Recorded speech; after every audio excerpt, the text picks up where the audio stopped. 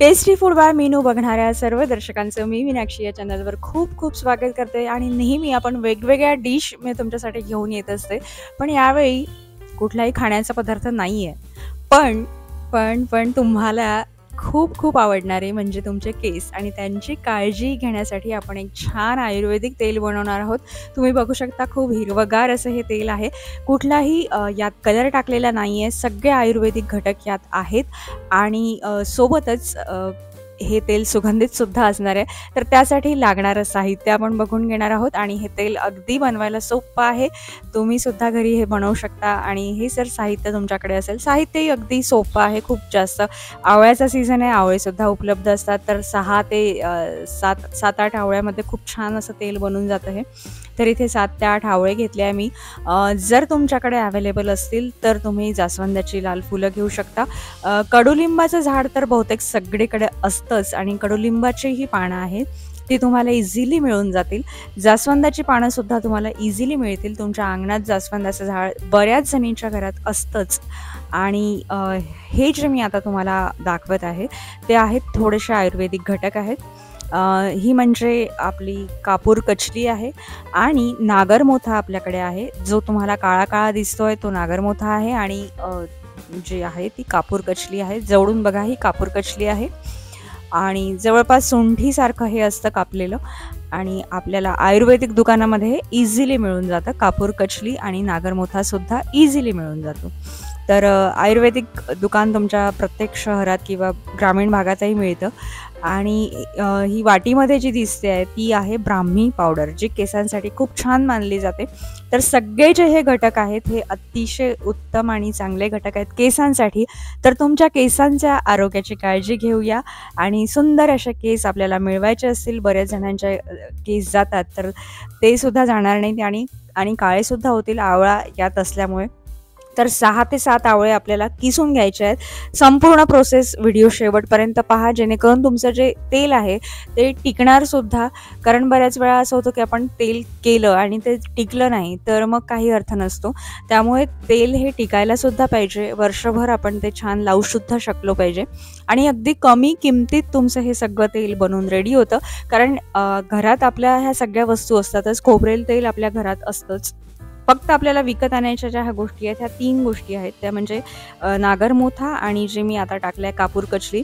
यामुळे काय होतं की आपल्या तेलाला एक छान सुगंध येतो आणि जो कडवटपणा असतो कडुलिंबाचा आणि तेलाचा जो कडवट वास येऊ शकतो तो यामुळे निघून जातो.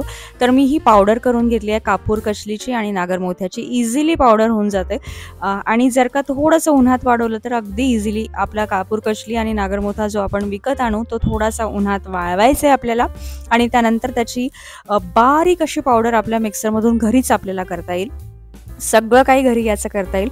ब्राह्मी पावडर तुम्हाला आयुर्वेदिक दुकानात मिळून जाते. ही जी आहे ही ब्राह्मी पावडर आहे. आणि आता जो आपल्याकडे कडुलिंबाचा पाला आहे आणि जो आपला आपण पानं घेतली आहे ती म्हणजे जास्वंदीची, तर दोन्ही आपण स्वच्छ धुवून घेणार आहोत कारण धूळ भरपूर असते. तर स्वच्छ धुवून घ्यायची आहेत आपल्याला आणि आपण सगळी जी पानं आहेत ती काढून घेणार आहोत.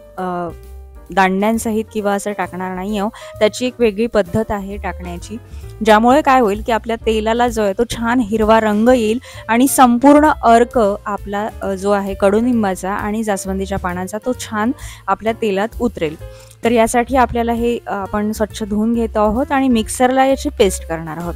आता मिक्सरला पेस्ट कशी करायची, तर अगदी थोडंसं पाणी घालायचं आहे. कारण छान बारीक पेस्ट पाहिजे असेल आपल्याला तर अगदी थोडंसं हलकंसं पाणी यात घालावं लागेल आपल्याला आणि छान पेस्ट अशी होऊन जाईल. आणि ही पेस्ट आपल्याला साईडला ठेवायची आहे. म्हणजे आपली आता आवळासुद्धा किसून झालेला आहे. तर तो आवळासुद्धा 10 ते 12 आवळे मी किसून घेतले आहे आणि हे सगळं अर्धा किलो तेलाचं मी तुम्हाला सांगते आहे. तर आता अर्धा किलो तेल तर मी 300 ग्राम जे तेल आहे ते घेतलेलं आहे खोबरेल तेल आणि त्यात आपण 50 ग्राम जवळपास टाकलेलं आहे ते म्हणजे एरंडेल तेल. एरंडेल तेलसुद्धा इझिली कुठल्याही मेडिकलमध्ये तुम्हाला मिळून जातं. खोबरेल तेल आपल्या घरात असतंच. तीळ तेलसुद्धा आपल्याला इझिली मिळतं. तर मी 300 ते 400 ग्राम जे आहे ते खोबरेल तेल घेतलं आहे आणि 50-50 ग्राम आपलं तीळ तेल घेतलं आहे त्यात आणि एरंडेल तेल घेतलं आहे. तर हे तुम्ही याची क्वांटिटी कमी जास्त सुद्धा करू शकता, काहीही फरक पडत नाही. खोबरेल तेलाची क्वांटिटी थोडी जास्त आहे माझी आणि तीळ तेल आणि एरंडेल तेल मी थोडं कमी घेतलं आहे. तर क्वांटिटी कमी जास्त सुद्धा करू शकता, कारण सगळे घटक जे आहे ते तेलाचे तेल जे आहे ते तिन्ही तेल आपले केसाच्या आरोग्यासाठी चांगले आहे. पण खोबरेल तेलाची क्वांटिटी थोडी जास्त असायला हवी आणि एरंडेल तेल आणि तीळ तेल थोडं कमी घेतलं तरी चालेल. यात तुम्ही आणखीन एक ॲड करू शकता, ते म्हणजे सरसोचं तेलसुद्धा तुम्ही यात घालू शकता. तर हे चारही तेल एकत्रित करून जरी केलं तेल तरीही चालतं. मी इथे माझ्याकडे 3 तेल अवेलेबल होते, ते तिन्ही तेल एकत्रित केले आहे आणि तुम्ही बघू शकता गॅसवर मी तेल गरम करायला ठेवलं आहे आणि त्यात आपण जी पेस्ट आहे ती पण टाकली आहे आणि जी आपण कडुलिंबाची आणि जास्वंदीच्या पाण्याची पेस्ट केली होती ती सुद्धा टाकली आहे आणि यात मी आता जो आपला आवळा आहे किसलेला तो सुद्धा टाकला आहे. आता हे छान आपण उकडू देणार आहोत. आता याला उकळायचं किती याचं सुद्धा एक माप आहे. तर कारण पाण्याचा अंश जर आपल्या तेलात राहिला तर त्यामुळे सुद्धा आपल्या तेलाला वास येऊ शकतो आणि ते वर्षभर टिकणार नाही. त्यासाठी याला छान उकळ येऊ देणं गरजेचं आहे. आणि आता बघा तुम्ही छान खळखळ उकळलेलं आहे ते तेल आणि यात आपण आता घातलेलं आहे ती म्हणजे नागरमोथा पावडर आणि कापूर कचलीची पावडर. तर ही पावडर आता टाकून झालेली आहे आपली आणि छान ढवळत राहायचं आहे. ही पावडर टाकल्यावर खाली जाऊन बसते आणि खाली बुडाशी लागते. तर सतत ढवळत राहायचं आहे आपल्याला आणि आता ब्राह्मी पावडर सुद्धा आपण टाकून देतोय आणि पुन्हा व्यवस्थित ढवळून घेणार आहोत. तर सतत आपल्याला ढवळत राहायचं आहे आणि जवळपास आपल्याला अर्धा तास तरी हे तेल जे आहे ते छान उकळून घ्यायचं आहे. कारण एवढं उकळलं तरच आपला जो पाण्याचा अंश आहे तो यात नाहीसा होईल. आणि पुन्हा एकदा सांगते की गॅस खूप जास्त मोठा करून आपल्याला हे होऊ द्यायचं नाहीये. नाहीतर तेलाला आग ही लवकर पकडते आणि भडका होण्याची शक्यता असते. त्यामुळे मंद आचेवर होऊ द्यायचं आहे हे सगळं. खूप जास्त आपल्याला याचा गॅस मोठा करायचा नाहीये. हे सर्वात पहिले लक्षात ठेवा. कारण तेलाला जर आग पकडली तर ती लवकर बंद होत नाही. त्यामुळे जाड बुडाचं पातेलं मी इथे निवड केलेली आहे. छान पितळीचा गंज घेतलेला आहे आणि त्यात आता जास्वंदीची फुलं सुद्धा आपण राहिली होती ती सुद्धा टाकून दिलेली आहे. आणि हे सगळे जिन्नस टाकल्यावर आपल्याला सतत हलवत राहायचं आहे याला आणि छान होऊ द्यायचं आहे. आणि लक्षात असू द्या की गॅस सोडून इतरत्र बाजूला कुठेही जाऊ नका, नाहीतर तेलाचा भडका होण्याची शक्यता असते. त्यामुळे ही गोष्ट सगळ्यात पहिले लक्षात घ्यायची आहे की मंद आचेवर आपल्याला होऊ द्यायचं आहे. अर्धा तास तिथे उभं राहावं लागलं तरी चालेल, पण तिथे उभं राहूनच हे काम करायचं आहे आणि सतत चमचा ढवळत राहायचा आहे. जेणेकरून जे आपण पावडर टाकलेले आहेत त्या बुडाशी बसतात आणि चिटकून जळतात सुद्धा. तर सतत हलवत राहून आपल्याला अर्धा तास तरी आपल्याला हे छान मिश्रण होऊ द्यायचं आहे. जेणेकरून यातला पाण्याचा अंश पूर्णपणे निघून जाईल आणि त्यानंतर सुद्धा मी एक तुम्हाला गोष्ट सांगणार आहे, की जेणेकरून पाण्याचा अंश राहिला जरी थोडासा, तरीही आपण काय करायचं आहे. म्हणजे खूप जास्त तेल आपण इथे अर्धा तास होऊ देणार आहोत. पण अगदी जाळून नाही टाकायचं आपल्याला. कारण ते तसं जरी केलं तरी आपले जे तेलाचे नैसर्गिक त्याच्यातले जे पोषक घटक आहेत, ते पण जळून जायला नको कुठेतरी. त्यामुळे आपण खूप करकरीत असे हे फुलं नाही होऊ देणार आहोत. खूप करकरीत झाले तर फायनली तेल झालं असं समजता येईल आपल्याला.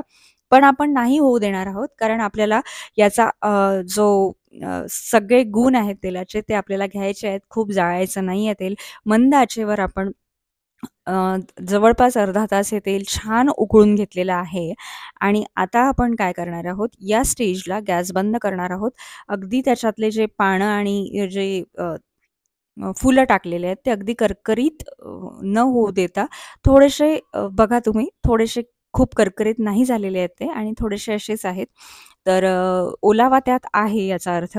तर आपण तशाच पद्धतीत गॅस बंद करणार आहोत आणि तुम्ही बघू शकता मी हे सगळं पिळून काढलेलं आहे. रात्रभर तसंच त्यात आपल्याला झाकून ठेवायचं आहे. रात्रभर झाकून ठेवल्यानंतर मी त्यातला जो चोथा आहे तो वेगळा केलेला आहे. तुम्हाला संपूर्ण व्हिडिओ जर मी दाखवला तर खूप जास्त वेळ होईल. त्यामुळे मी चोथा वेगळा केलेला आहे. पिळून हाताने काढलेला आहे आणि त्यानंतर गाळून सुद्धा तेल घेतलेलं आहे. तर हा चोथा तुम्हाला इथे दिसतोय. तो आपण वेगळा ठेवूया. रात्रभर मी तेल थंड होऊ दिलं आणि दुसऱ्या दिवशी मी ह्याला हे केलं, म्हणजे ज्याच्यात अर्क जो आहे तो रात्रभर छान उतरू दिला आहे आपण तेलात आणि तेल अगदी छान हिरवंगार माझं तेल झालेलं आहे. कुठलाही रंग याच्यात टाकलेला नाही आहे आपण. आता आपल्याला जे आहे की यात पाण्याचा अंश राहिला असेल, तर मग आता याचं काय करायचं? तर आपण हा चोथा बाजूला ठेवून देऊया. हा तुम्ही मेहंदीत वापरू शकता किंवा तुम्हाला वाटलं तर तुम्ही टाकून सुद्धा देऊ शकता. आणि आता इथे आपण एक छान पातळ असा कापड घेणार आहोत आणि तो आपण एका या भांड्याला गुंडाळणार आहोत आणि 2 ते 3 दिवस हे तेल जे आहे हे उन्हात ठेवणार आहोत. यामुळे राहिलेला जो पाण्याचा अंश आहे तो सुद्धा यातून उडून जाईल आणि शुद्ध तेल आपल्याला मिळेल आणि आपलं तेल खूप जास्त जळणार पण नाही. तर 2 दिवसांनी मी पुन्हा काढून घेतलेलं आहे आणि तेल आपलं छान झालेलं आहे. त्यात पाण्याचा अंश जराही राहिलेला नाहीये. तर आता एका बॉटलमध्ये आपण काढून घेणार आहोत हे तेल आणि तुम्ही रंग बघू शकता. खूप छान हिरवा कच्चा रंग आलेला आहे. आपले जे सगळे घटक आहेत, नैसर्गिक घटक जे आपण जेवढ्या जडीबुटी वापरल्या आहेत, त्या सगळ्या याच्यात आलेला आहे. सुगंध सुद्धा अप्रतिम याचा येतोय. मी स्वतः हे तेल वापरते आणि लावते डोक्याला. तर तुम्ही सुद्धा हे तेल नक्की करून बघा आणि शेवटचा जो गाळ आहे तो सुद्धा आपण यात घालायचा नाहीये. तो सुद्धा आपण मेहंदीमध्ये वापरू शकतो आणि बघू शकता छान उत्तम असं तेल तयार झालं आहे. तुम्ही सुद्धा असं तेल करून बघा आणि आवडल्यास लाईक, शेअर आणि कमेंट करायला विसरू नका.